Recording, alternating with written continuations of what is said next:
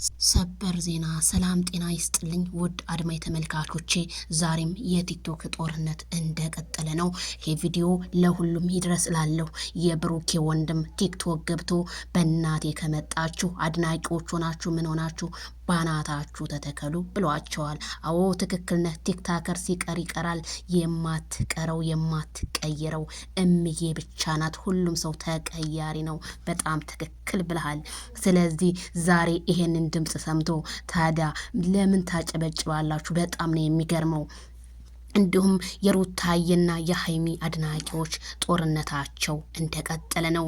ጋሽዬ ምን ነው እዚህ ውስጥ ተዋናይነቱ ገባሁበት ትልቅ ሰው አይደለሁም ወይ ሲሉ አንዳንድ የማዳም ቅመሞች ጋሽዬንም ለመተቸት ቢነሱም ጋሽዬ ግን አንበሳ ጀግና ናቸው። ጋሽዬን የሚናገር ካለ አሁንም ጦርነቱ ይቀጥላል እላችኋለሁኝ። ስለዚህ የብሩኬ ወንድም ዛሬ ደም ጎርሶ ነው ቲክቶክ የገባው ማለት ነው። አንበሳ እንኳንም የማዳምን ቅመም አንቀጠቀስክልኝ።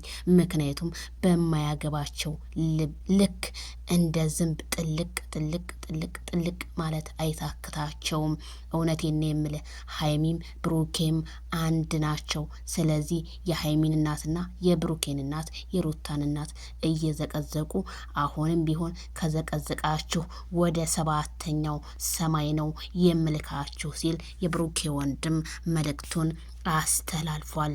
በጣም ነው የሚገርመው። ቲክቶክ ላይ ያለ ጠብ እኔ እንጃ አላቅም። በአካል እኮ ቢገናኙ ይሄኔ ኩሽም አይሉም ነበረ።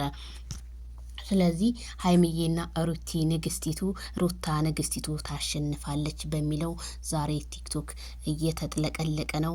አዎ አሸናፊ ናት። ዛሬም ነገም ግሬስ ፋሚሊ ኪንግ ብያለሁኝ። በሌላ ፕሮግራም እንገናኝ። ሰላም